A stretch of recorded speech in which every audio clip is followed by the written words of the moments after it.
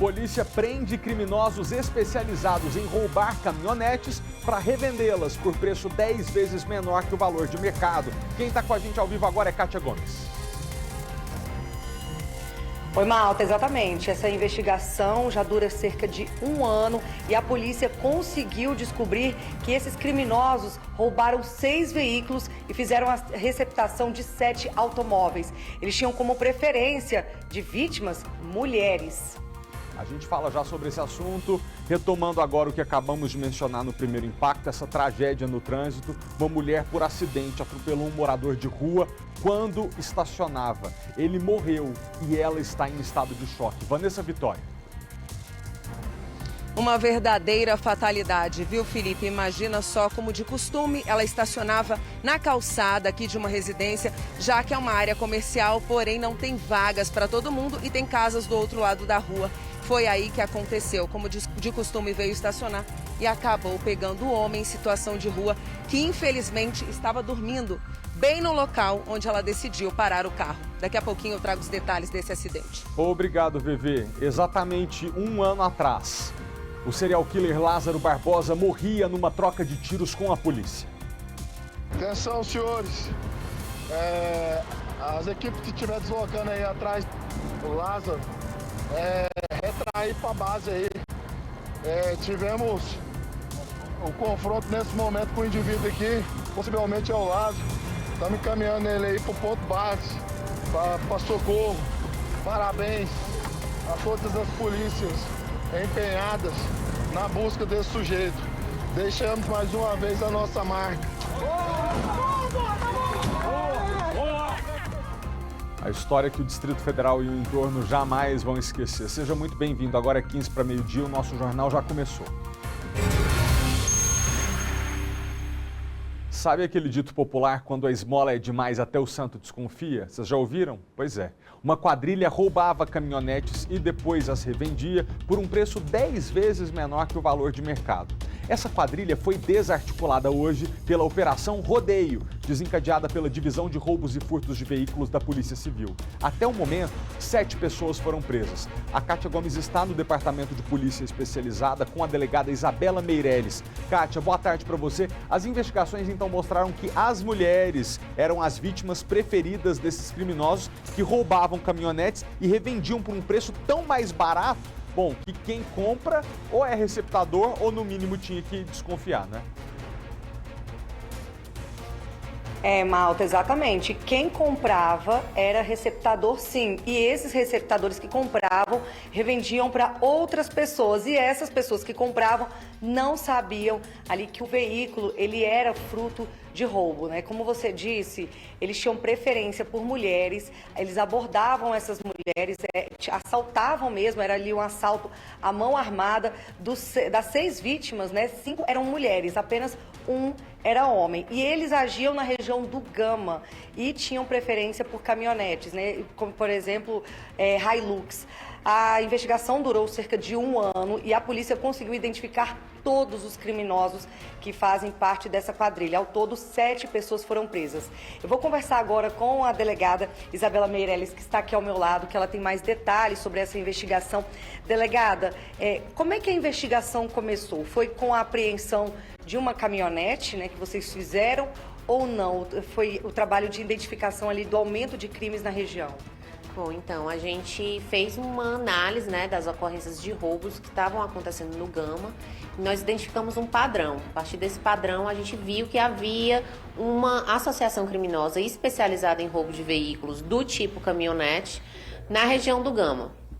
E a partir daí, a investigação ela se expandiu e nós conseguimos identificar que esse grupo foi o responsável aí, por pelo menos 13 crimes patrimoniais. 6 roubos de veículo e 7 receptações.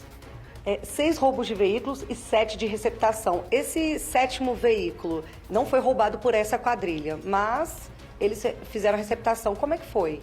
Isso, o que acontece? Essas pessoas, às vezes, elas ficavam no começo da cadeia de receptação, então o grupo ele tinha integrantes que eram os responsáveis pela execução da subtração e outros que eram responsáveis para dar aquela aparência de legalidade aos veículos roubados, para que esses pudessem ser comercializados para terceiros.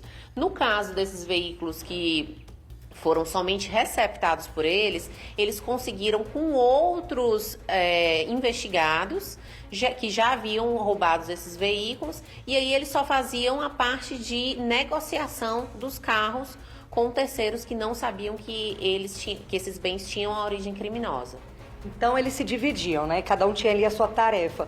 Alguns criminosos, eles abordavam as vítimas, roubavam os veículos, e os outros eram responsáveis pela adulteração. Isso, exatamente. E aí, depois disso, eles revendiam os veículos para os receptadores. Isso, o que é que acontece? Havia aí uma cadeia de receptação muito grande. Quando eles subtraíam veículos, eles poderiam passar até 3 receptadores diferentes até chegar ao consumidor final, como a gente pode chamar assim. E esse consumidor final, quando ele ia comprar o veículo, ele não sabia da origem criminosa do bem. Mas ele pagava bem mais em conta. Pagava, assim, bem mais em conta. Então, quando eles subtraíam o veículo, eles chegavam a revendê-lo, né, na primeira parte da receptação, por um valor até 10 vezes menor do que aquele que era praticado no mercado. E a partir daí, eles iam colocando a cada negociação um percentual em cima do que eles tinham gastado. Então, se eles vendiam por 10 mil, o próximo receptador comprava por 12 mil e assim sucessivamente. E, delegada, essa pessoa que comprava ali, por último, a pessoa que realmente estava utilizando o veículo, como é que funcionava? Porque assim, a gente sabe, né, que o veículo, quando tem essas alterações, pode correr o risco ali de ser pego em blitz. A pessoa, ela recebia todo o documento ou não? Então, essas últimas pessoas, elas, assim, é o que a gente chama de cegueira deliberada, né?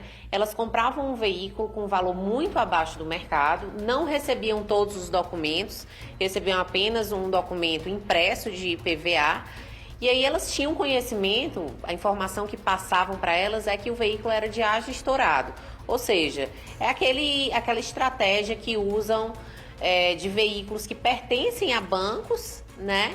E aí passam direto para o consumidor final sem o devido trâmite. Então ele comprava já sabendo que o veículo tinha alguma restrição, mesmo que fosse administrativa. O que eles não imaginavam é que a restrição era de cunho criminal, não era só ágio estourado, era um veículo que tinha sido roubado, com violência, com grave ameaça de outra vítima. Inclusive o chassi era adulterado, a placa também não era do próprio veículo. Isso, então eles tomavam esse cuidado, né, de trocar a placa por um carro que tinha informações verdadeiras, de mudar a numeração do motor, assim ficava mais difícil até para o consumidor final, aquele que já tinha comprado o veículo de 3 pessoas diferentes, né, o veículo já tinha passado por 3 compradores diferentes, saber que o veículo tinha origem criminosa.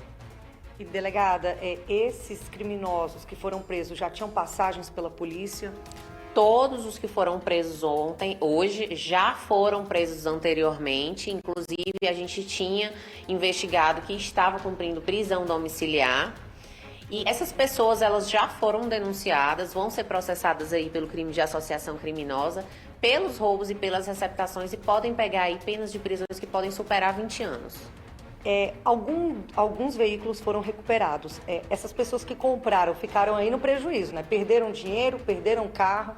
Sim, elas tanto perderam o dinheiro que pagaram para os receptadores e para os terceiros que comercializavam os veículos com aparência de legal, quanto perderam os veículos porque esses foram apreendidos porque eram produtos de crime. E, delegada, agora eles devem responder por diversos outros crimes.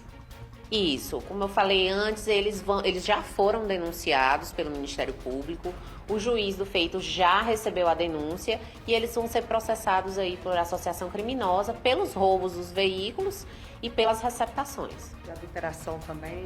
Isso. Tá certo, então, delegada. Essas penas somadas aí devem chegar a mais de 20 anos de prisão. Exatamente. Nós esperamos aí que essa quadrilha fique um pouco afastada. E são todos, só uma última dúvida, são todos homens? Eu sei que tem a faixa etária ali de 27 a 42 anos. Isso, são todos homens, idade mais ou menos de 30 anos. Tá certo, então muito obrigada pelas informações. E, Malta, eu acho que vale um alerta para quem está comprando o veículo, né? Ficar de olho, porque muitos consumidores que compravam esses carros achando que eles eram ali, o único problema dele era administrativo, com ágio estourado, na verdade não. Eram veículos produtos de roubo, ou seja, quem teve o veículo apreendido acabou perdendo o dinheiro e também o carro. Ainda que a pessoa não soubesse que se tratava de uma restrição criminal, ela sabia que o veículo tinha origem irregular. E o problema é que agora perdeu o dinheiro que pagou pelo veículo, que sabidamente estava com alguma questão de documentação para ser resolvida, e perdeu o dinheiro que pagou pelo veículo e perdeu o carro também, porque ele foi recolhido pela polícia, já que foi fruto de roubo com grave ameaça. Para você que está chegando agora, a polícia desmontou uma quadrilha que agia roubando, assalto à mão armada, de preferência caminhonetes, tinham como alvo as mulheres. E só para a gente concluir, Kátia, como esses criminosos faziam para disfarçar que o veículo era fruto de roubo, iam passando para um receptador depois do outro, até chegar nesse cliente final que achava que a restrição era só administrativa. Exatamente, Malta. Eles adulteravam o chassi, eles pegavam uma placa quente, que é de um veículo que está circulando normalmente, e colocavam nesse veículo que era roubado, ou seja, tinham dois veículos circulando com a mesma placa e a pessoa que comprava, ela nem tinha noção disso, nem sabia que a placa do carro dela pertencia a de um outro veículo que estava ali em uma situação regular.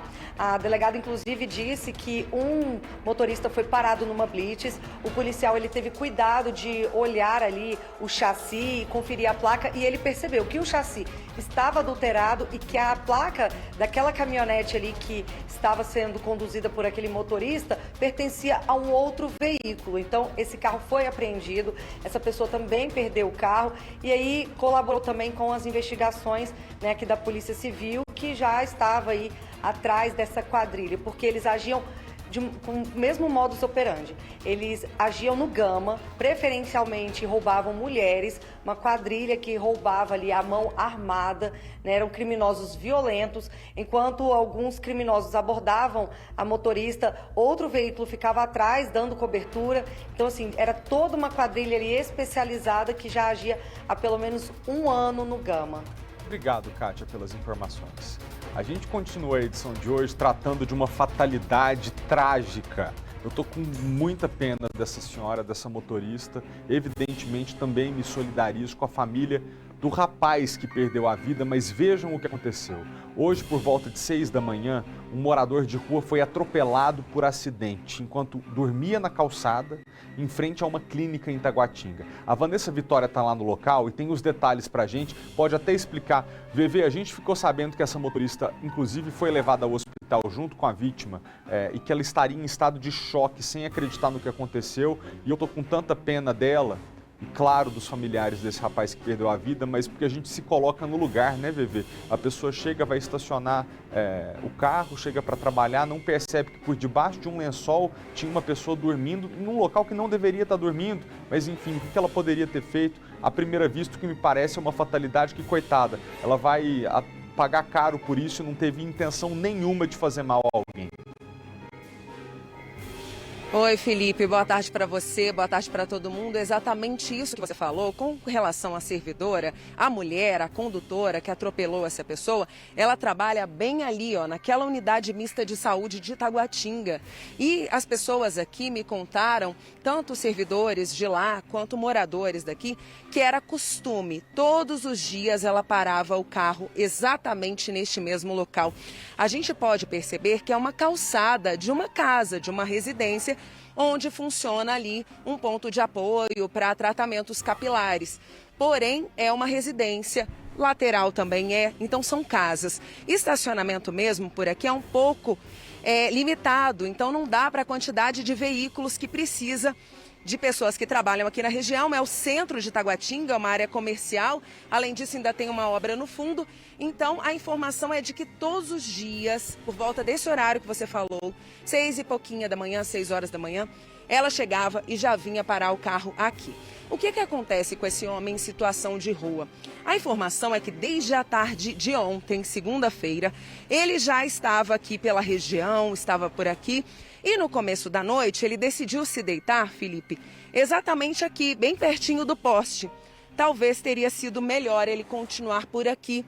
Ele ficou aqui, inclusive o rapaz que mora na casa em frente, ele falou que ia receber um amigo e que falou assim, olha, quando você vier, tem um moço deitado no chão, cuidado quando você passar com o carro para você não encostar nele.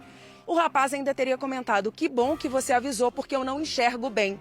Então, o que os servidores ali da unidade me contaram? Ela veio descendo a rua, então ela desceu aqui e veio entrar na calçada para poder estacionar. Eles informaram também que durante a noite vem aquele pessoal que ajuda, né, quem está dormindo no frio, no relento. Trouxeram comida, não sabem me dizer se ele comeu, se ele falou alguma coisa, mas o pessoal que viu esse homem durante a tarde disse que ele estava falando, que ele estava conversando, falava algumas coisas desconexas, mas que estava assim, magro, mas não sabem dizer se ele estava embriagado, drogado ou se ele estava mal. Mas enfim, dali ele saiu e foi exatamente aqui onde, infelizmente, a gente vê as marcas de sangue que ele foi atropelado por essa servidora quando ela chegou.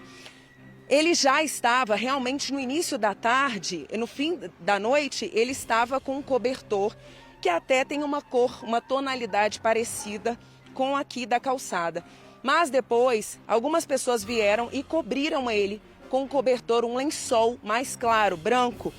Mas, mesmo assim, não teria sido suficiente para que essa mulher, que trabalha ali do outro lado da rua, pudesse notar que estava passando em cima de uma pessoa. As informações também são de que ele não teria tentado se levantar quando o carro se aproximou, não teria tentado fugir. Eu acho que ele só sentiu mesmo o impacto quando o carro chegou e passou por cima dele. Aí sim, ele deve ter notado que estava sendo atropelado. A gente pediu informações oficiais para a gerência lá da unidade mista de saúde, mas eles falam que quem responde é o HRT, que ali é uma subgerência e que a gerência responsável pela unidade é o HRT. Agora, alguns servidores, Felipe, também falaram o seguinte: olha, isso aí foi uma fatalidade. Não teria como evitar, a mulher não viu, a mulher chegou, a mulher não percebeu. Ela está, segundo os servidores, não são informações oficiais, mas ela está afastada com licença médica desde o momento que a situação aconteceu e que ela foi levada daqui. Essa é a informação, que ela está afastada, mas que não teria tido aí intenção de atropelar o homem, nem sequer teria visto o homem. Um outro ponto, Felipe, que a gente até quer abordar com relação à situação, é que aqui bem em frente, ó, tem câmera de segurança, ali no poste, e são imagens públicas, né?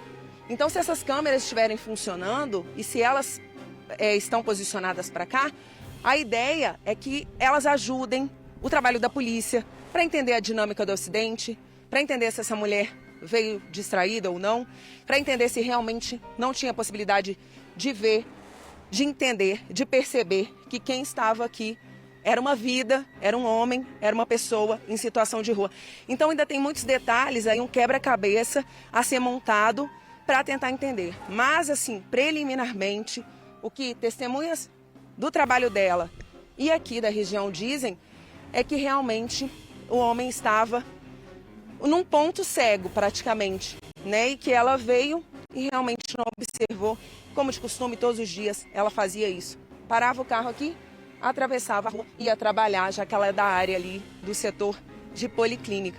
Então a identidade dela está preservada, Felipe, não temos informações nem sobre o nome dela, nem sobre a idade. E também não temos a respeito do homem que morreu aqui. Mas um outro morador de rua, um outro homem em situação de rua, veio para cá no momento em que o IML, a perícia, estavam trabalhando aqui nesse local. Ele chegou, tem até imagens dele com um cobertor enrolado e disse que reconheceu o homem como um companheiro aí de rua, né? De pessoa que não tem teto. Chegou a reconhecer, falou até o nome para uma vizinha aqui, qual seria o nome dele, mas essa identidade também foi preservada e agora realmente é seguir, Felipe, com as investigações para poder constatar aí fatalidade, realmente não tinha como desviar, não tinha o que fazer, não dava para perceber e o que realmente aconteceu aqui. Aí essas conclusões, se realmente as imagens estiverem posicionadas, porque eu tentei aqui com o comércio local, a gente pode ver ali, ó, tem uma loja, tá vendo, de acessórios para celular, de eletrônicos, tem uma câmera lá posicionada. Mas o pessoal da loja me disse o seguinte: essa câmera não está virada para cá, não capta imagens daqui. E que eles também não saberiam dizer o que aconteceu, porque quando eles abriram o comércio, esse homem já estaria sendo levado daqui, o corpo já estaria sendo retirado.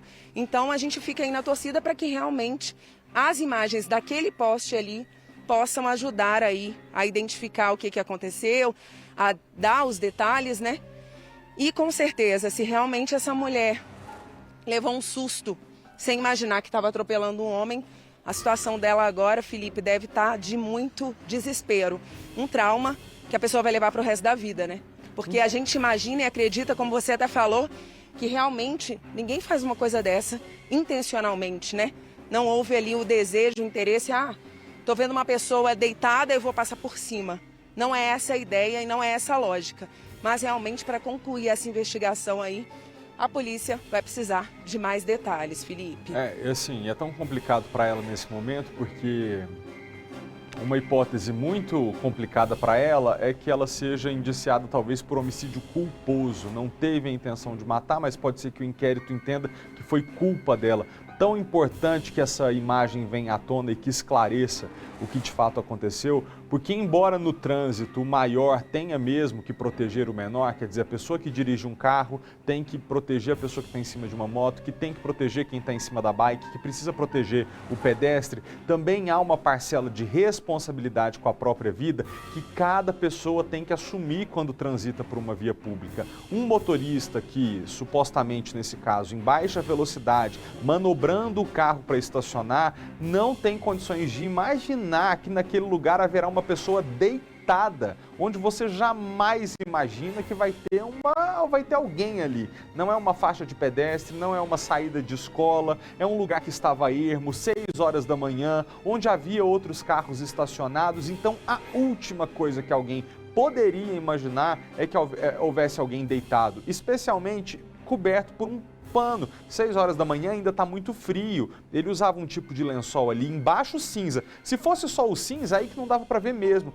Mas ainda que o branco estivesse já em cima desse senhor se cobrindo do frio, é muito difícil. Você não sabe se é um pedaço de lixo jogado no chão. E às vezes você nem vê. Então é muito complicado. Eu desejo serenidade para essa senhora, que ela possa se defender e que essas imagens venham à tona para poder libertá-la de um trauma, porque certamente ela já está muito comovida por entender que foi ela que atropelou uma pessoa. Tomara que a investigação e depois as providências consigam fazer com que ela seja responsabilizada, mas na medida do bom senso e do razoável, porque poderia acontecer com qualquer motorista idôneo que 6 horas da manhã está indo para trabalhar, jamais estando com a cabeça cheia de cachaça, jamais praticando uma imprudência, mas por uma fatalidade atropela alguém que também, convenhamos, não devia estar deitado ali, né? E que se colocou em risco quando estava naquele local. Vanessa, muito obrigado, pelas informações. A gente volta a se falar daqui a pouquinho. Porque agora a gente fala sobre o naufrágio da embarcação na Serra da Mesa. Foi encontrado, no final da tarde de ontem, o corpo do bombeiro aposentado Francisco Roque de Araújo. Vitória Mello tem outras informações para nós sobre a operação de resgate. Vicky, é com você. Oi, Felipe, boa tarde a você, boa tarde a todos. Pois é, cerca de 28 militares atuaram nas buscas. O Corpo de Bombeiros aqui do Distrito Federal enviou 12 mergulhadores para ajudar no resgate. O corpo do subtenente Francisco Araújo, de 53 anos, foi encontrado ontem por volta de 5 horas da tarde. O militar da reserva do Corpo de Bombeiros estava desaparecido desde a última sexta-feira, quando a embarcação que ele estava com outros 3 colegas pescando lá na Serra da Mesa, acabou afundando. O corpo do policial civil Natair Melo, que também estava no barco, foi localizado na manhã desta segunda-feira. Os outros 2 homens que estavam nessa embarcação, junto com os 2 militares, conseguiram se salvar. Inclusive, também são militares do Corpo de Bombeiros e da Polícia Civil. E após esse acidente, eles chegaram a voltar no local para ajudar em todo esse trabalho. Agora, as equipes continuam trabalhando para localizar a embarcação que eles usaram, que vai passar pela perícia da Marinha, que é a responsável por essa investigação. Então, uma tragédia. Inclusive, o Corpo de Bombeiros aqui do Distrito Federal enviou um vídeo para a gente lamentando a morte do colega. Vamos ver. É com mais profundo pesar que informamos a localização do corpo do nosso subtenente Francisco Roque de Araújo, às 17 horas, nas margens do Lago da Serra da Mesa. A corporação se solidariza com a dor dos familiares e amigos das 2 vítimas nessa terrível tragédia. Vou falar com vocês agora da programação do SBT, 12h08 nós estamos ao vivo e hoje tem oitavas de final da Libertadores entre Corinthians e Boca Juniors às 9h15 da noite. O Theo José deixou um recado pra gente. Fala, Theo! Amigos do SBT, nesta terça-feira, começando as oitavas de final da Libertadores da América. Eram 32 equipes, agora ficaram 16, a metade, e o Brasil tem 6 representantes. A atração desta terça-feira no campo do SBT, um super clássico mundial. Corinthians e Boca Juniors. A partida acontece aqui em São Paulo, na casa do Corinthians, Neoquímica Arena. Na fase de grupos, essas equipes já se enfrentaram. Aqui em São Paulo, o Corinthians venceu por 2-0. Na Bombonera, em Buenos Aires, o empate de 1-1. O Corinthians hoje tem alguns desfalques, principalmente no meio de campo. Por isso, vai ser muito importante a energia da sua torcida. Todos os ingressos já foram vendidos. Sintoma de um grande jogo que você vai curtir aqui no SBT nesta terça a partir das 9h15 da noite. Corinthians e Boca Juniors. Valeu, Theo. Você de casa não perca. E preste atenção nessa dica. Você sabia que tem faculdade que oferece serviço de saúde gratuito e de qualidade?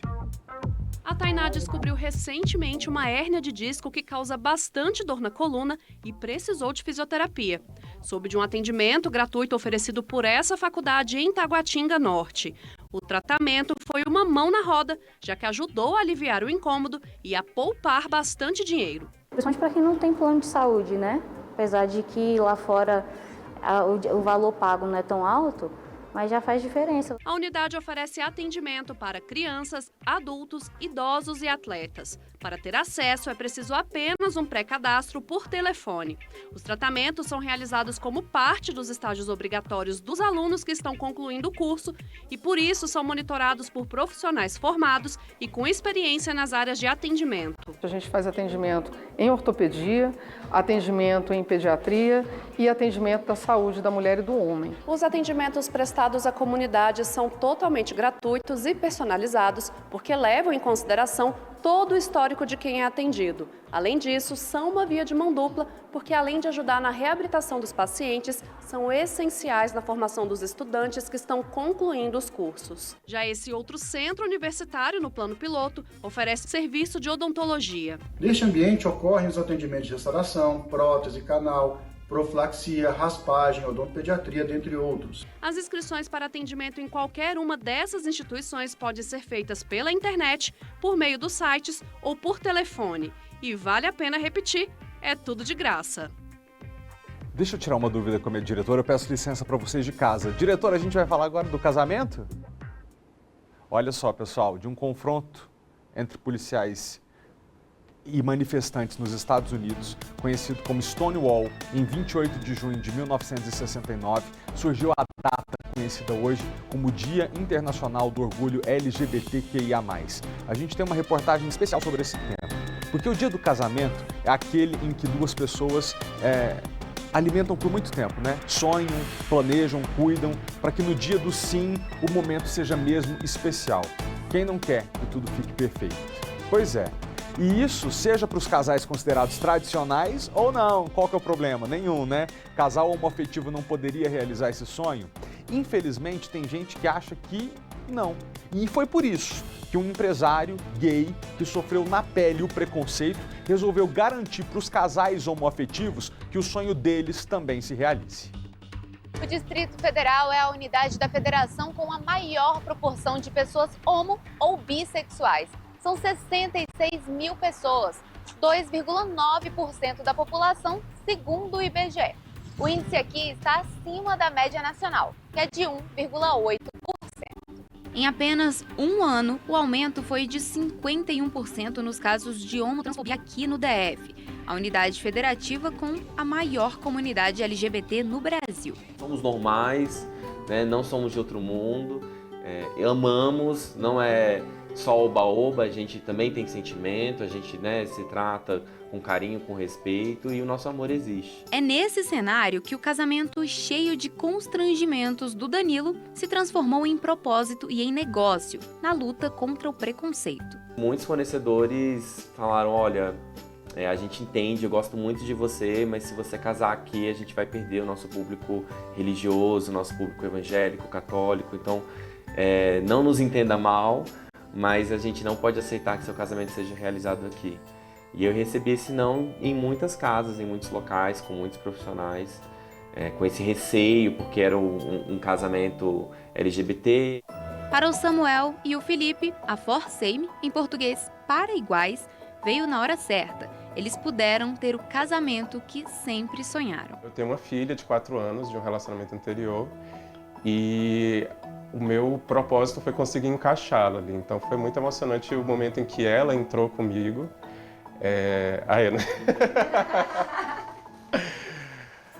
Vai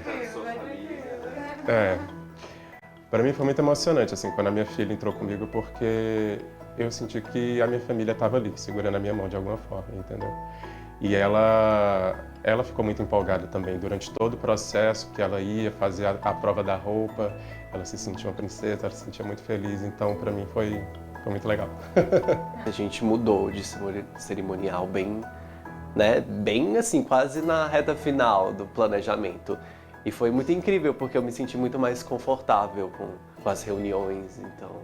Porque a gente tinha aquilo, sabe? Era como se fosse uma intimidade muito genuína de você poder falar, eu gostaria disso, disso, disso, e ele acatava a ideia e ele transformava em algo também muito maior, porque ele tinha um conhecimento, né, de como fazer um casamento LGBTQI.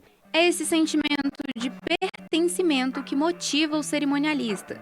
Ele cuida de cada detalhe para garantir que os noivos se sintam representados e seguros no dia do sim. E encontrar os fornecedores adequados, né, ainda é um desafio. A busca específica por pessoas que entendam, que tenham empatia ou que tenham pessoas no time já que sejam LGBTs, né, às vezes o dono, às vezes um chefe, todas as pessoas ali envolvidas, ver se tem alguém para poder dizer, poxa, a pessoa já trata, ela já está no dia a dia dela, ela já trata com normalidade, ela já trata com carinho, com respeito, então é mais fácil ter essa pessoa junto no nosso time. Depois de ter sofrido com o próprio casamento, acolher outros casais sabendo das dores de cada um se tornou a missão do Danilo. Não é só um assessor olhando pelo casamento deles, é um amigo fazendo o casamento deles para protegê-los e blindá-los desses momentos de preconceito. Você tem que ter a empatia pelo próximo, tem que ter o respeito. E eu me sinto especial no sentido de, poxa, eu posso fazer isso, né? Eu posso acolher, eu posso ser um espaço de respeito, de carinho e de empatia com o próximo, para que eles se sintam confortáveis e protegidos nesse sentido de preconceitos e de constrangimentos. Me orgulha ser diferente e fazer a diferença. Por promover equidade àqueles que, assim como eu, amam ser diferentes. E agora eu convido vocês a se orgulharem, não terem medo de serem felizes ao se unirem e a celebrar o amor. Danilo, querido, boa sorte para você, cada vez mais sucesso. Que legal a gente poder dizer hoje aqui, né? Mais uma vez, que o amor é direito de todos. Agora o assunto é saúde. Segundo o Ministério da Saúde, são 17 casos confirmados da varíola dos macacos no Brasil até agora. A gente vai conversar com o influenciador e DJ Doug Melo.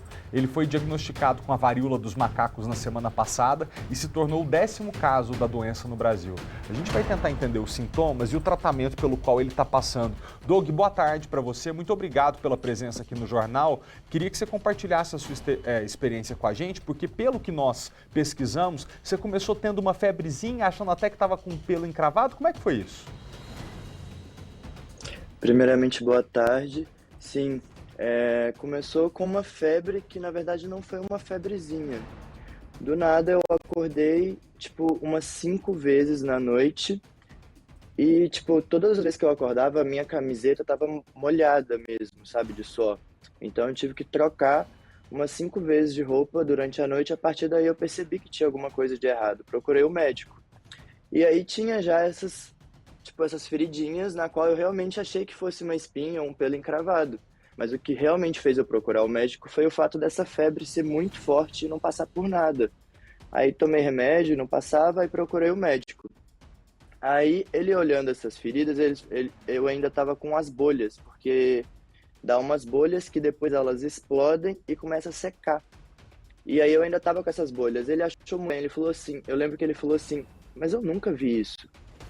Aí ele foi e pediu o exame. Esse exame só é feito aqui em São Paulo, no Hospital Emílio Ribas. Aí eu fui encaminhado para lá, fiz esse exame. Durante esse tempo que demora para sair o exame, que é cerca de 48 horas, eu fiquei em isolamento mesmo, sem contato com ninguém, esperando o resultado. Aí o meu médico me ligou e falou, deu positivo. Aí eu levei um choque, assim, sabe? Tipo, meu Deus, como assim? Porque eu jamais esperava que poderia ser realmente isso. Eu sabia que tinha alguma coisa de errado, mas eu não imaginava que poderia ser isso. E aí eu fiquei em choque, assim. Aí ele virou e falou, a partir de agora você não sai mesmo de casa, isolamento social durante... No dia ele falou que seria durante 20 dias. De 20 a 30 dias. E aí, desde então, eu não tô saindo mais de casa, ficando em casa, de quarentena, me cuidando, e não tem um remédio para isso, sabe? Tipo, um remédio específico para a varíola dos macacos, não existe. A partir de então, ele começou a tratar os sintomas, que foi a febre, que estava muito, muito alta.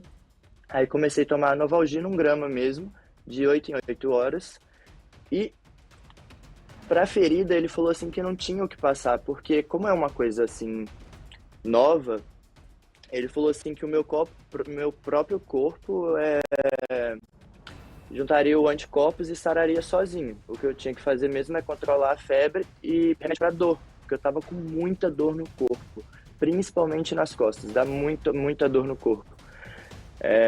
Tipo assim, de você querer ficar só deitado, não querer fazer outra coisa. E aí eu fui controlando a febre. Essa febre forte ficou durante uns 5 dias. Hoje, graças a Deus, eu me encontro sem febre. As bolinhas explodiram, como eu disse. O exame é bem doloroso, muito doloroso, porque eles coletam um pedaço da pele da gente, tipo onde que tem essas feridinhas, eles coletam um pedaço de um próprio tecido mesmo da nossa pele e levam para o laboratório para estudar. E aí, é isso. Ô Doug, como é que você tá agora? Já tá melhorando? Hoje, graças a Deus, eu me encontro sem febre. As cicatrizes estão secando, tá tipo como se fosse uma espinha que tá secando mesmo, ou um machucadinho que tá secando. E sem dor no corpo, graças a Deus, e sem febre. Então é um sinal que eu tô melhorando. Eu consultei ontem, tô tendo consulta todos os dias via chamada de vídeo com o meu médico. O que realmente estava me incomodando e ainda está me incomodando hoje são as coceiras, porque a partir do momento que começa a sarar, começa a coçar drasticamente, coça muito, muito, muito. Aí o meu médico passou um remédio para coceira, um antialérgico, que está me dando bastante sono, mas ele avisou que isso daria sono mesmo.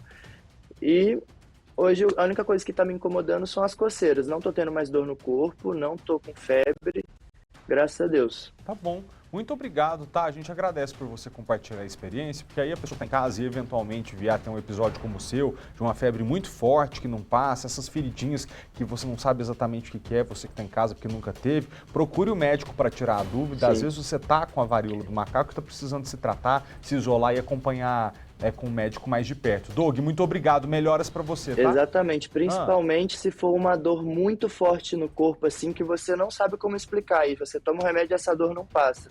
E uma coisa que eu queria frisar também é que essa doença, gente, ela não é uma doença sexualmente transmissível.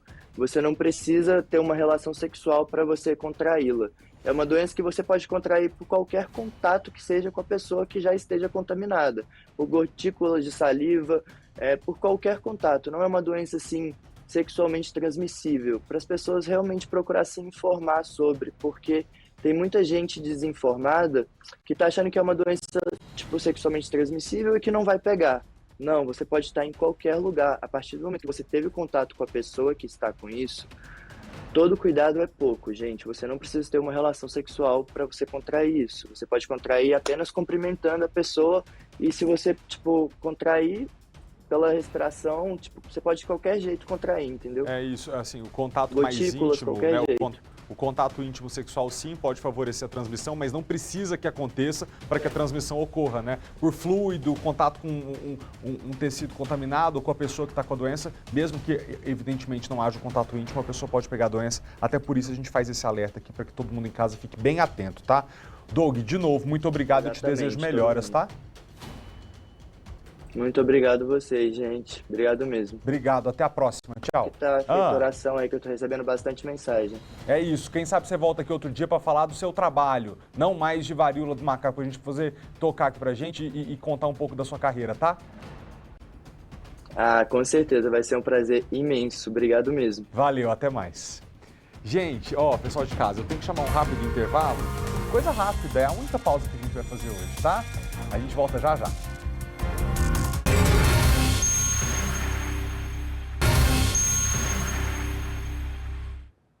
Hoje faz um ano que o serial killer Lázaro Barbosa foi capturado e morto pela polícia 20 dias depois de uma caçada que deixou o país boquiaberto, a nós todos também, e desafiou as forças de segurança de Goiás, do Distrito Federal e também a Polícia Federal. A nossa equipe preparou uma reportagem especial, um ano depois, para relembrar esse caso que entrou para a história como uma das caçadas mais difíceis por um criminoso. Como estão hoje os agentes de segurança e as testemunhas desse caso? A gente vê na reportagem.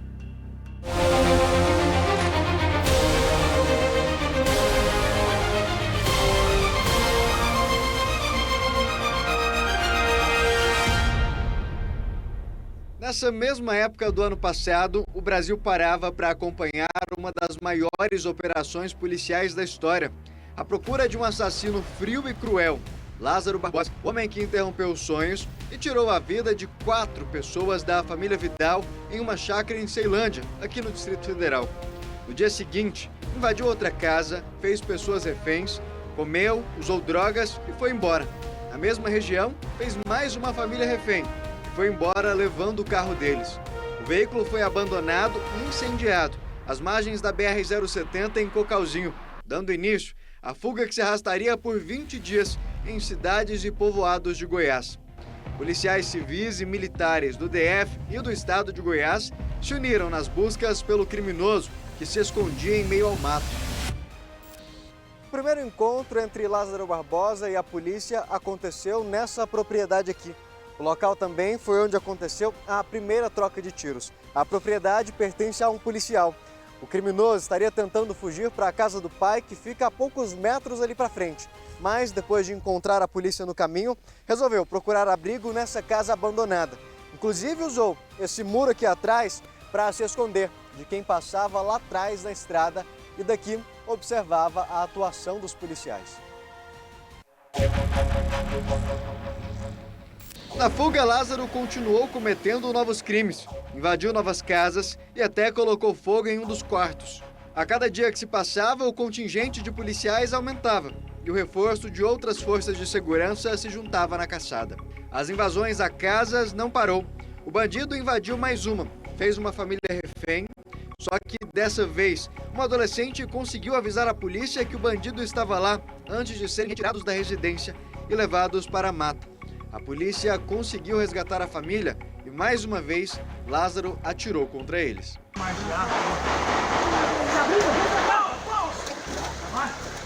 Se abriga, vem. Sai do rio, sai do rio.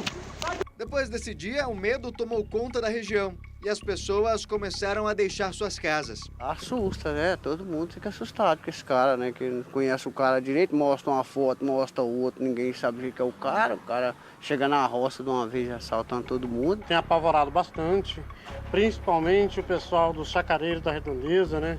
E daqui da cidade também, nossa, muito, tá todo mundo muito assustado com isso. Eu espero que capture ele, né? Pra gente ter o nosso sossego novamente. A PRF montou barreiras nas rodovias que passavam pela região e a Receita Federal emprestou um drone de visão noturna para tentar localizar o foragido.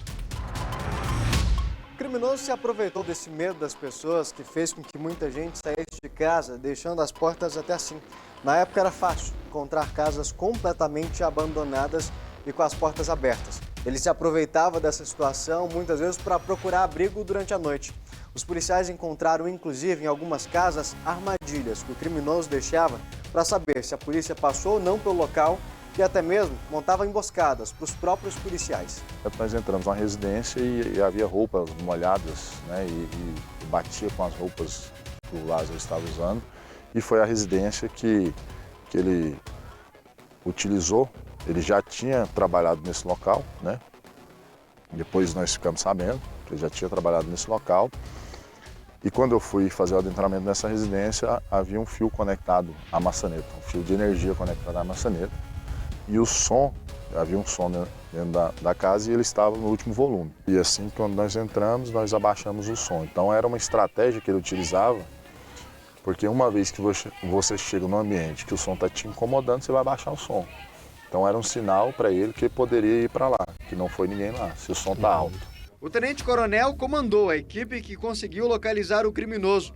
Eles passaram 11 dias atrás de Lázaro Barbosa e conseguiram observar outros truques que o pistoleiro usava para tentar se passar por morador sem levantar suspeitas de que ele estava na região. Ele fez isso por vários momentos. Em determinados momentos porque ele entrou em algumas residências, em algumas chácaras aqui do local, ele colocava a botina, né, para simular que talvez seria algum morador, mas não tinha morador nenhum, né, na região. Coronel, muito se questionou sobre a questão das estratégias que o Lázaro usava. Teve realmente essa questão de, por exemplo, o sapato virado para trás para indicar um outro caminho? Sim, isso de imediato nós já percebemos, que ele trocava a sola do chinelo para mudar a direção, né, para ter o entendimento que ele estava em uma direção e ele estava em outra. E andando com o caçador aqui da região, né, o mateiro da região, nós percebemos que quando ele mudava o solado do chinelo, o peso mudava, a direção de peso, né? Hoje, a escola que serviu de quartel-general da operação foi reformada e voltou a receber alunos. Mas no ano passado, o entra e sai aqui era de policiais. Lá nós tínhamos, a nossa disposição, a época era de pandemia, então não estava tendo aula. Contamos com os funcionários, as funcionárias da escola, voluntárias, que preparavam as nossas refeições. Usamos várias salas, algumas salas para o centro de operações, uma sala do centro de inteligência, uma sala do cartório, onde ficavam os delegados fazendo os pedidos judiciais, caso houvesse necessidade. E a maioria das salas nós usamos como alojamento. Então os policiais improvisavam colchões e dormiam por ali. Mas muitos policiais nem sequer voltavam para a base. A vontade de pegar Lázaro Barbosa era tanta que algumas equipes passavam dias e noites nas matas. O suspeito novamente apareceu, pediu comida em uma fazenda e trocou tiros com o fazendeiro. Aí eu gritei com ele, falei assim, Viro, liga pra polícia que o cara tá aqui. Aí ele falou, então eu vou entrar, agora que ele veio pra entrar. Entendi. E ela ligou. Aí o rapaz lá ligou. Aí foi que ele veio e atirou. Aí na hora que tu atirou, ele já correu fugindo ou ele ainda ficou por aí? Ele voltou pra... Mas eu acho que acertei porque ele gemeu. Desgraçado, você me atirou, eu vou te matar. Ele falou? Falou. Você me acertou, eu vou te matar. Aí na hora que tu deu o pipoco, ele correu? Correu. Mesmo com policiais a pé, cães e até helicópteros, o suspeito conseguia despistá-los. A força policial chegou a ter 300 membros envolvidos. As investigações apontaram que, na verdade, Lázaro não estava escondendo no mato sozinho e contava com o apoio de outras pessoas. O fazendeiro Elmir Caetano foi preso na época, acusado de ajudar Lázaro a se esconder, alimentar e até mesmo se manter atualizado do que estava acontecendo. Mas a primeira vez foi que ele estava carregando o celular na cozinha, na areazinha do fundo da sede. Foi a primeira vez que eu vi ele. Quando ele te viu, qual que foi a reação? Ele só pegou, tirou o carregador da tomada, com o celular na mão e saiu andando. Normal. Nem falou com você? Não, nem falou nada. Alain, em que momento você percebeu que aquelas brincadeiras, no fundo, poderiam não ser só brincadeiras e que o seu homem realmente estava acobertando o Lázaro ali? Principalmente quando ele chamava para almoçar, na hora do almoço. Ele estava lá, comer, a comida está pronta. Aí eu começava... E a comida estava sumindo também lá dentro, aí eu falava para ele, ele não falava nada. Depois da prisão do fazendeiro, Lázaro seguiu rumo a Águas Lindas de Goiás e apareceu na casa de Luana, a ex-companheira com quem o procurado tinha um filho de 3 anos. Ele simplesmente chegou aqui, me deu os R$300 para comprar coisas do nosso bebê, simplesmente saiu. Daí, minutos depois, ele voltou e pediu meu celular para ligar para a atual dele, para a atual mulher dele. Eu emprestei. Falei, ué, pode conversar aí com ela. Ele tinha o número de call, estava anotado em algum lugar? Tava, ele tinha um número de call. Foi mais ou menos quanto tempo? Foi uns 15 a 20 minutos. Por volta de 9, 9h30 da noite, o foragido então deixou a casa da ex-companheira e voltou novamente para o mato. Vizinhos da região, percebendo a movimentação de Lázaro, avisaram então a polícia que ele estava aqui na região. A primeira viatura a chegar foi da Polícia Civil, que percebeu um vulto indo em direção ao mato. No primeiro momento não viram para onde ele tinha ido. Depois conseguiram ver uma pinguela, ele tinha entrado e era entrado na mata. Eles tentaram ir atrás. Quando eles chegaram perto, o Lázaro ele gritou: "Se entrar mais, eu dou um tiro na cara". Eles recuaram e começaram a verbalizar com ele. Começaram a conversar com ele, tentando que ele se entregasse. E ele não quis se entregar. Antes de entrar na mata, Lázaro foi flagrado por esta câmera de segurança. Com a informação do local, o tenente-coronel, que já tinha verificado a forma em que o criminoso tentava enganar a polícia, com base nas suas análises, decidiu ir para outro ponto, contrário ao local em que a grande operação aconteceu. Foi por volta de 8h30 da manhã e foi quando nós percebemos a operação indo para um flanco da mata. E também o emprego de todas as aeronaves naquele flanco. Mas nem todos os policiais da equipe concordaram com a decisão. Um dos policiais me questionou: chefe, não estou entendendo o senhor, né? Porque todo mundo está indo para uma direção, o senhor está indo para outra, né? Até o oficial tal está indo para essa direção, que é o oficial que já foi testado por várias vezes. Aí foi quando nós tivemos um entrever ali, né? Eu falei assim: os senhores estão me acompanhando de agora ou desde o início da operação, né? E eu deixo aberto, se os senhores quiserem descer da viatura e ir na direção da operação, os senhores podem ir, né? Naquele momento cessou, né, ali a fala dentro da viatura e nós direcionamos para a região. Naquela manhã, Lázaro teria se deslocado mais por dentro desse córrego, justamente para tentar evitar deixar rastros. Mas, na hora que passava pelo córrego, teria sido visto por um dos policiais que percebeu o vulto do criminoso. A informação foi compartilhada com a outra equipe que estava nessa região. E os policiais perceberam que mais ou menos ali na frente tinha alguém escondido em uma moita. Eu caminhei em direção ao local que ele havia visto esse vulto. Quando eu cheguei nesse ponto, novamente, aí nesse momento passou uma aeronave do BAVOP, de Brasília, que estava indo abastecer. E nesse momento que passou a aeronave, ele ficou meio atordoado e começou a caminhar, e eu percebi mexendo os bambus, né, e foi quando eu percebi ele deslocando. No que eu percebi ele deslocando, ele olhou para a aeronave e ali foi um momento que ele esqueceu, né, o 360 do ambiente. E aí foi a hora que eu posicionei a equipe e nós avançamos na direção dele. Quando nós avançamos na direção dele, foi quando a aeronave acabou de passar e a hora que ele voltou a olhar para frente, ele percebeu a equipe, que até então ele não tinha percebido a equipe. Acredito que nós estávamos aproximadamente 8 metros dele. E aí ele agiu da mesma forma, né? Ele verbalizou não vem que eu vou atirar na cabeça, e abriu em fuga no meio do bambuzal. Nós só víamos o bambu mexendo.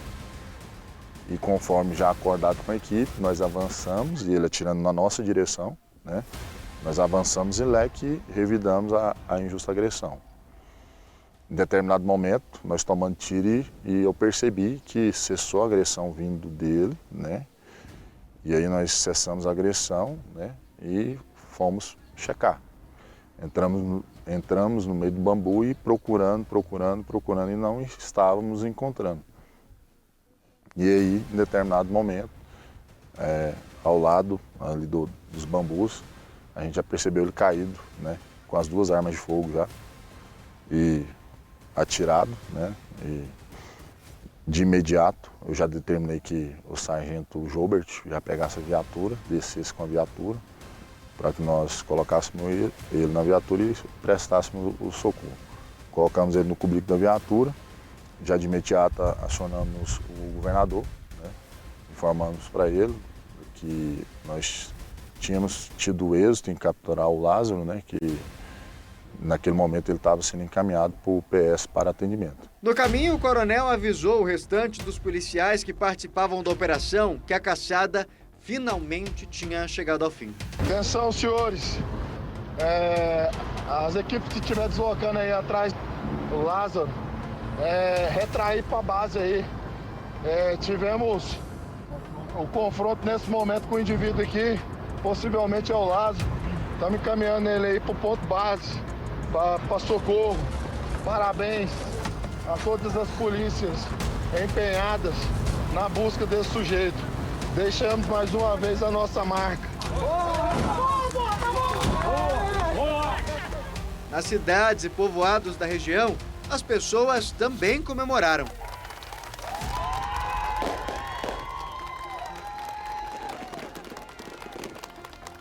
O vídeo da chegada dos policiais com o foragido mais procurado do país ganhou as TVs e internet como um dos vídeos mais vistos da semana. Lázaro já era um criminoso antigo e com histórico de mortes.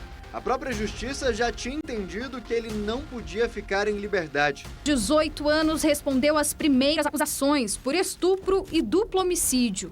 Desde então, não parou mais. Veio para a região do entorno do DF, ficou preso na Papuda e chegou a passar por testes psicológicos. O laudo de 2013 apontou características como agressividade, ausência de controle, dependência emocional, impulsividade, instabilidade emocional, possibilidade de ruptura do equilíbrio, preocupações sexuais e sentimentos de angústia. O documento dizia ainda que se ele fosse inserido no contexto social e ambiental ao qual pertencia antes de sua reclusão, provavelmente retornaria a delinquir. E foi o que aconteceu. Ele fugiu do presídio e não parou sua trajetória criminosa até morrer no confronto com os policiais. A caçada ao criminoso fez mudar até o curso de formações de policiais militares de Goiás. Durante a investigação, principalmente depois, nós verificamos que ele mesmo, quando ele estava com o celular, ele às vezes ligava para o 190 e dava pista falsa de onde ele estava para a gente poder ter que verificar. Nós fizemos um estudo de caso, até para saber onde nós acertamos e principalmente onde nós erramos. E esse estudo de caso subsidiou e ainda subsidia os novos cursos de capacitação dos nossos profissionais da segurança pública. Então, hoje nós temos também um viés, né, um treinamento específico para aquele tipo de região acidentada e para aquele tipo de enfrentamento, né? Um sujeito que não estava interessado em fugir. É diferente, assim. É diferente, por exemplo, um assaltante de banco que vai para uma mata daquela sem conhecer, mas está no intuito de sair, de fugir. Ele não. Aquele psicopata, ele foi para uma região que ele conhecia desde pequeno, que ele se movimentava com muita facilidade e que ele não queria sair.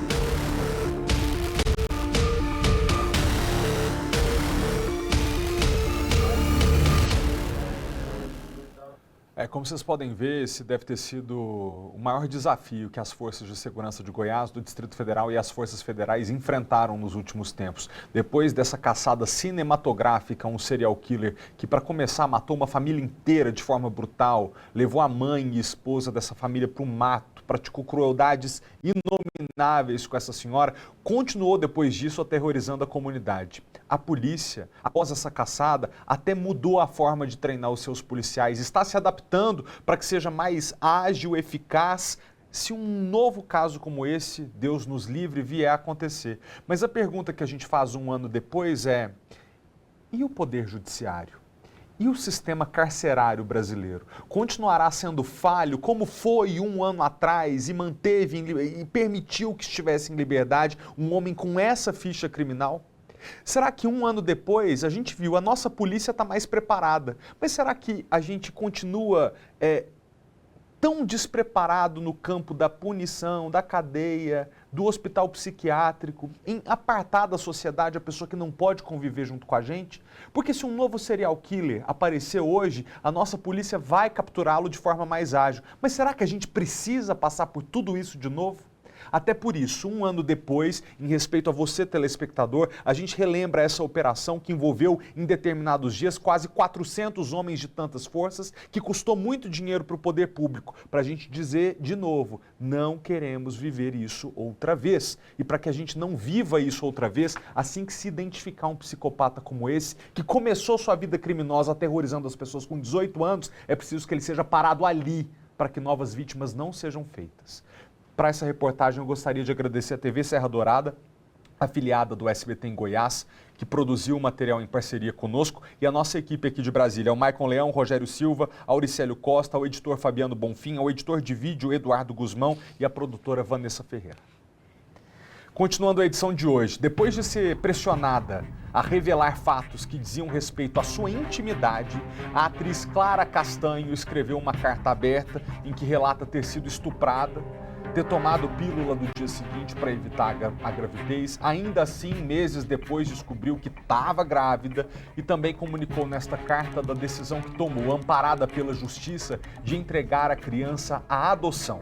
Com a gente ao vivo, a doutora em Direito, especialista em Direito da Mulher do escritório Kolbe Advogados, Estela Nunes. Ela vai explicar como funciona esse processo legal que amparou a decisão da atriz. Estela, muito obrigado pela presença, tá? Eu queria, inclusive, que a gente comentasse que não vale só para Clara, não é um caso específico, é uma base legal que vale para toda mulher, independentemente do meio que ficou grávida, se decidir entregar uma criança para adoção. Tô certo? Perfeito. Muito obrigada, eu agradeço, Felipe, pelo convite. Gostaria de cumprimentar todos que estão nos assistindo e dizer que, de fato, é triste que a gente tenha que comentar sobre esse assunto hoje, justamente porque era uma decisão da atriz que esse assunto ficasse no âmbito privado. Mas uma vez que esse assunto se tornou público, então que a gente possa discutir e aprender com ele. De fato, não somente no caso relacionado à atriz, mas é um direito de toda mãe, de toda mulher que tem uma gestação, seja ela fruto de violência ou não, entregar o filho para adoção. E aí, para isso, a mulher deve comunicar sua vontade, ela vai ser assistida por uma junta interdisciplinar providenciada pelo Poder Judiciário, onde vai se averiguar, analisar se realmente é essa a intenção da mulher, se é uma decisão livre, se é uma decisão que ela tem consciência do que está tomando. E a partir daí serão tomados todos os trâmites para que essa criança tenha um lar que a acolha e que ela possa ter uma vida digna e que ela possa ter uma vida no que a gente espera melhor do que aquela que aquela mãe poderia oferecer. Deixa eu falar uma coisa para você, antes desse assunto vir à tona, porque a atriz foi pressionada a revelar esse assunto que dizia respeito à sua intimidade, algumas pessoas, inclusive célebres na internet, a acusaram de abandono de incapaz, como se essa menina tivesse dado à luz a um bebê e sem qualquer cuidado com esse recém-nascido, o tivesse abandonado. Vamos deixar aqui muito claro a diferença de um crime para um processo legal amparado pela justiça, que após uma decisão consciente e monitorada da mulher, decide que entregar aquela criança para uma família que está disposta a adotá-la é o melhor caminho a seguir. Exatamente. É muito perigoso, inclusive, a gente falar sobre isso e imputar, como algumas pessoas na internet fizeram, um crime a uma determinada pessoa. Porque esse ato em que eu imputo falsamente o cometimento de um crime a uma outra pessoa é um ato criminoso. É o que a gente chama de calúnia, quando eu digo que alguém cometeu um crime que ela não cometeu. Abandono de incapaz é crime, é você abandonar a criança à sua própria sorte. É o que a gente vê muitas vezes nos jornais, com aquelas mães que abandonam os bebês em locais inóspitos, em locais em que a chance de sobrevivência do bebê é muito pequena e que realmente deixa ele à própria sorte. O que é absolutamente diferente dessa situação que a gente está falando hoje, onde a gente está falando de uma mulher que, após o trâmite de um processo judicial, decidiu espontaneamente entregar esse bebê para a adoção, para que uma outra família que já tenha passado por todo aquele processo de habilitação para a adoção possa acolhê-lo. Então, a gente tem aqui duas situações absolutamente diferentes e é muito importante que a gente não confunda, sob pena de a gente estar julgando mal uma pessoa ou imputando a uma pessoa o cometimento de um crime tão grave que é o abandono de incapaz e que definitivamente não foi o caso. Pois é, outra coisa importante da gente dizer aqui para as pessoas em casa, a senhora que é especialista, me corrija se eu estiver errado, essa garantia legal de entrega para adoção independe da maneira pela qual a mulher ficou grávida, se foi uma gravidez consentida dentro de um relacionamento ou se tiver sido fruto de um crime, como foi o relatado pela atriz. A mulher tem o direito de, no momento em que dá à luz e ali nas semanas anteriores à gravidez, procurar um advogado, procurar a justiça para poder entregar essa criança à adoção. Isso está garantido para qualquer mulher. Perfeito. Toda mulher, quando ela descobre que está tendo uma gestação, que ela está gestando um filho, ela tem direito a dois caminhos. Cuidar do filho por sua própria conta, decidir estar com aquele filho, ou entregar esse filho para a adoção. Essa é uma escolha de toda mulher. O que muda quando a mulher ela é vítima de um crime como o estupro é porque a nossa lei penal autoriza, no caso de gestações que são concebidas através do estupro, que haja a possibilidade de aborto. Essa é a única diferença. O aborto ele não é permitido para gestações que são fruto de um ato consentido, mas quando ele é fruto de um estupro, sim. No entanto, em relação à adoção, essa é uma decisão que só cabe à mulher e, obviamente, ao pai, quando há uma gestação consentida e a sua família, que tem, inclusive, prioridade para adotar aquela criança, caso assim queiram. Mas essa é uma decisão que cabe a esse núcleo familiar, sobretudo a mulher, e que ela pode acontecer tanto quanto essa gestação é fruto de um ato livre, quanto quando ela é fruto de violência. Não tem absolutamente diferença quanto à possibilidade de, após um processo judicial, entregar esse bebê à adoção. Pois é, a Clara descobriu que estava grávida, conta que engravidou por meio de um estupro, descobriu a gravidez já na reta final dessa gestação, optou não pelo aborto, mas por ter a criança e entregá-la à adoção. Isso deveria ter ficado na intimidade dessa pessoa e veio a público. É uma tragédia, mas que a gente possa aprender com isso e explicar para as pessoas em casa como funciona esse processo, agora que todo mundo já sabe, e cobrar o que jamais poderia ter acontecido, que foi o vazamento de informações. Inclusive, doutora, gostaria que a senhora ficasse aqui com a gente, porque é desse tema que a gente trata agora. O Ministério Público está investigando o vazamento de dados hospitalares sigilosos da atriz Clara Castanho. A suspeita é que uma funcionária de um hospital particular teria repassado informações sobre essa entrega voluntária para adoção do bebê gestado pela Clara. O pedido de investigação foi feito pela Promotoria de Justiça da Infância de Santo André à Polícia de São Paulo. O Ministério Público quer saber como vazaram informações que deveriam, por lei, ser mantidas em sigilo. O órgão também afirmou que todo o procedimento adotado pela atriz Clara Castanho para entregar o recém-nascido para adoção seguiu integralmente o trâmite previsto no Estatuto da Criança e do Adolescente. A entrega legal é a previsão da lei do direito que a mulher tem de entregar seu filho ou sua filha aos cuidados da vara da infância para que seja eventualmente adotado. Isso é um direito que a mulher pode exercer, inclusive ainda durante a gravidez, se for o caso. Após notas em colunas sociais, a atriz de 21 anos publicou o relato nas redes sociais no sábado. Disse que foi estuprada e que durante uma tomografia descobriu estar grávida. Contou ter procurado uma advogada e que decidiu entregar o bebê para a adoção. E que no dia em que a criança nasceu, ainda anestesiada do pós-parto, foi abordada por uma enfermeira na sala de cirurgia. Ela teria feito a seguinte afirmação em tom de ameaça: imagina se tal colunista descobre essa história. A atriz disse que quando chegou no quarto, já havia mensagens do colunista com todas as informações. Se a mulher indica que quer exercer esse direito de forma sigilosa, ninguém que esteja envolvido naquele processo pode indicar qualquer dado a respeito daquele caso que possa identificar a mulher ou a criança. Se alguém, por acaso, viola um dado sigiloso numa situação como essa, pode eventualmente estar cometendo um crime. O hospital onde Clara Castanho ficou internada, aqui em Santo André, na região metropolitana de São Paulo, abriu uma sindicância para investigar a denúncia feita pela atriz. Tanto o Conselho Federal quanto o Regional de Enfermagem apuram a conduta da funcionária, que poderá perder o registro profissional. Após o final do processo administrativo e instauração do processo ético, nós vamos avaliar todas as provas que serão juntadas aos autos para definir se realmente houve infração ética. Se existir infração ética, neste caso, pressupõe-se que foi um caso de negligência, por vazamento da informação, o profissional vai ser responsabilizado e vai receber a devida sanção. Essa enfermeira, no momento em que olhou para Clara ali, depois da gestação, de ter dado à luz e disse, imagina se tal pessoa descobre um negócio desse, ela envergonha toda a classe de profissionais muito dedicados que acordam todos os dias e vão trabalhar dispostos a salvar a vida das pessoas, a tornar a vida delas menos dolorosa quando a pessoa está enfrentando um tratamento de saúde.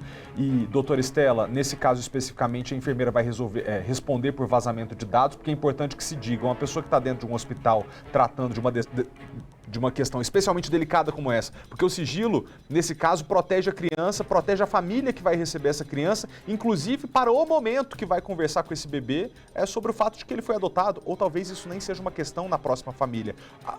O cerne do problema ela é uma pessoa pública e foi ameaçada por uma profissional de saúde dentro do hospital. Como é que funciona a partir de agora a investigação? Olha, veja só, a gente espera que os hospitais, que os profissionais de saúde, eles façam esse acolhimento. E nessa situação a gente viu exatamente o oposto. A gente viu a atriz sendo exposta, supostamente, pelos relatos, a um constrangimento absolutamente indevido, absolutamente ilegal. A partir de agora, a gente pode ter 3 frentes de responsabilização dessa profissional da saúde, caso tenha cometido as condutas que estão sendo a ela direcionadas. O primeiro é no âmbito ético-disciplinar, que já está sendo investigado pelos órgãos de classe, e que ela pode ser punida no âmbito do Conselho, tanto regional quanto federal, de enfermagem. Também pode haver uma responsabilização criminal, porque a divulgação de informações sigilosas de paciente, seja da rede pública ou privada, é crime. Então, o Ministério Público está encarregado por fazer essa apuração para averiguar o cometimento de um crime quando ela revela e divulga as informações da atriz.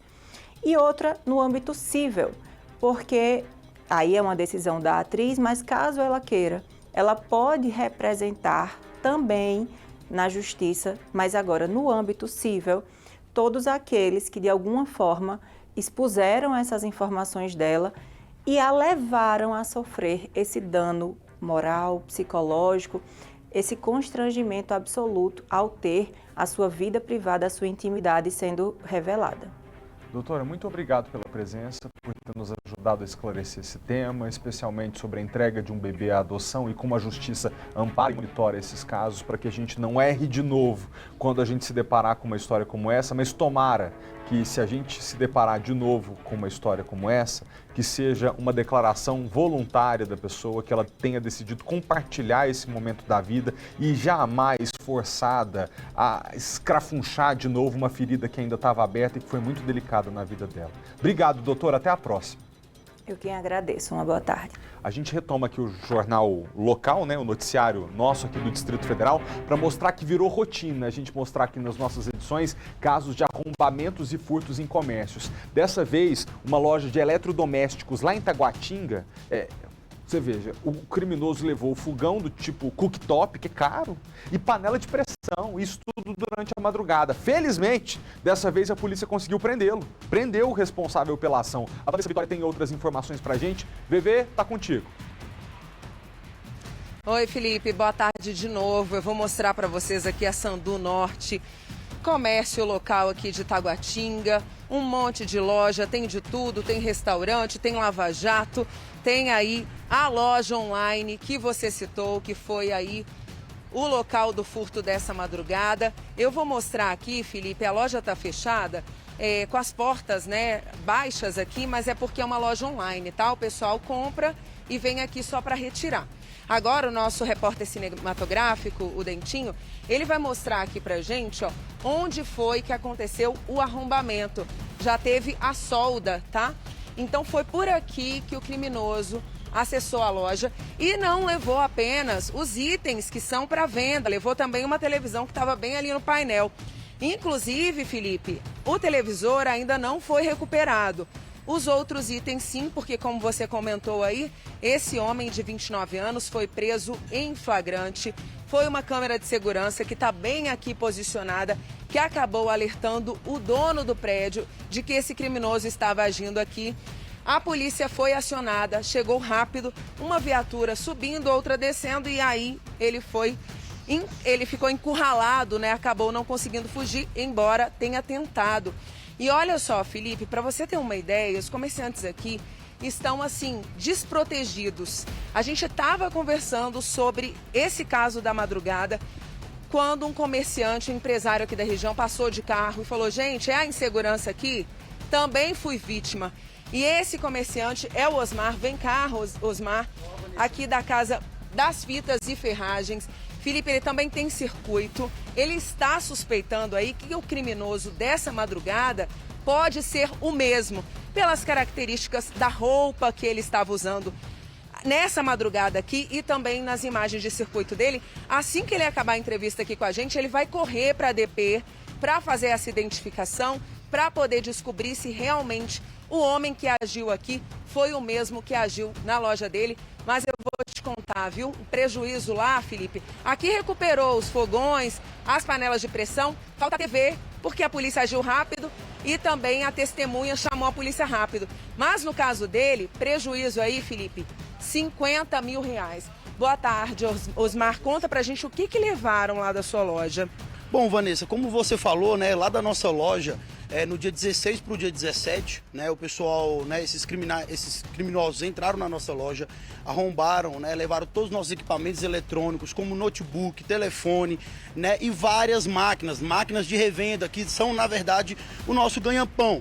Né? Então, assim, hoje, aqui na Sandu Norte, todos nós comerciantes estamos na mão dos criminosos, porque assim, a gente vê um baixo policiamento, né? À noite, na madrugada na Sandu aqui, as pistas ficam vazias, então assim, isso é uma brecha para os criminosos atuarem. Então assim, a gente trabalha o dia todo na nossa empresa, a gente vai para nossa casa descansar, quando a gente retorna para o nosso trabalho, nossa loja, nossa empresa está arrombada e com prejuízo.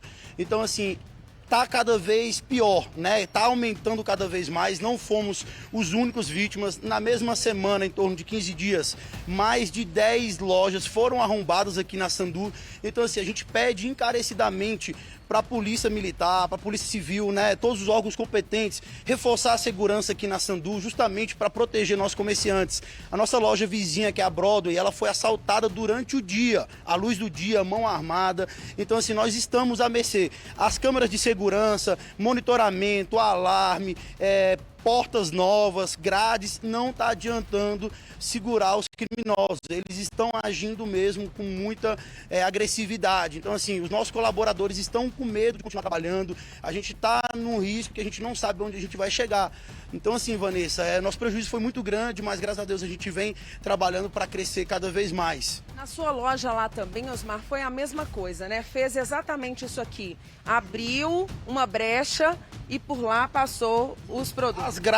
As grades, câmera, monitoramento não intimida mais a criminalidade hoje. Eles colocam um capuz, colocam uma máscara. Então, assim, para eles as câmeras não intimidam mais. O arrombamento foi similar a esse arrombamento aqui. Então, se você tem essa desconfiança. E também o tipo de roupa. O tipo de roupa que eles andam utilizando, a forma que eles arrombam as lojas são muito parecidas, entendeu? Então, assim, nós comerciantes aqui da Sandu estamos unindo as forças justamente para a gente melhorar o monitoramento e nós temos um grupo atual justamente para todo mundo se comunicar em questão se caso alguma loja for arrombada, como aqui, né? O proprietário já viu, já acionou a polícia e graças a Deus aí mais um meliante na cadeia. E olha só, Felipe, o Osmar tá contando isso aqui, eu vou te falar uma coisa, a lista é de qual loja que não foi ainda objeto de furto ou de assalto, porque a lista é extensa. Eles estavam conversando aqui comigo, até a esposa dele veio falar também, falou assim, ó, o restaurante aqui já foi furtado? Já. Arrombamento de madrugada? Sim.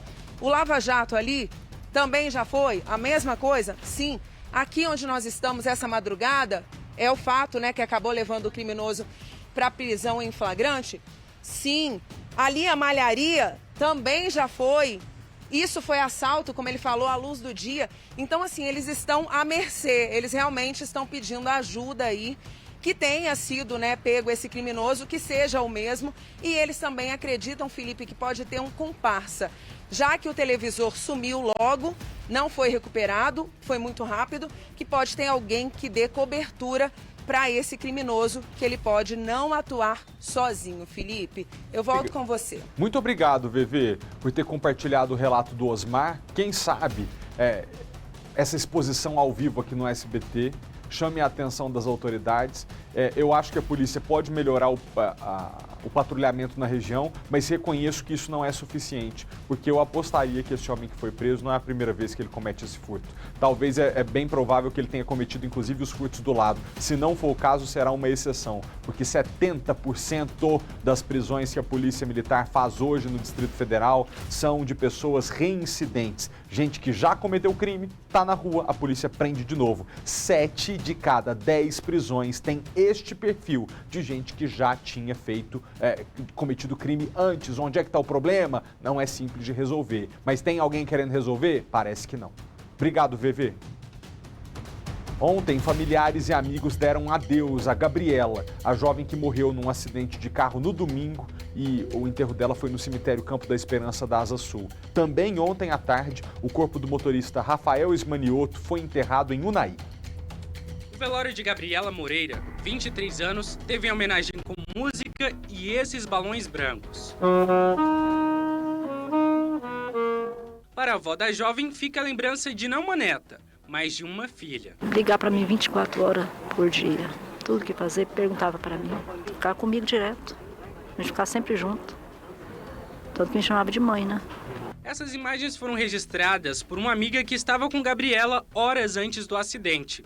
Uma jovem que gostava de festas, viajar e passar o tempo com a família. Uma menina maravilhosa, uma menina que veio para brilhar e vai continuar brilhando. A minha menina, meu amor.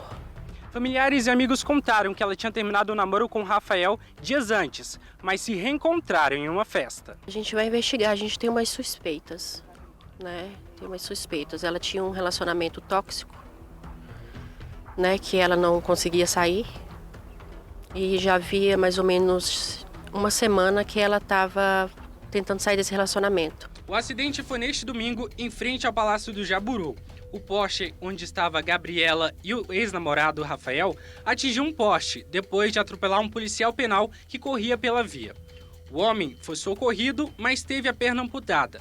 Já Rafael morreu no local e Gabriela foi socorrida, mas não resistiu.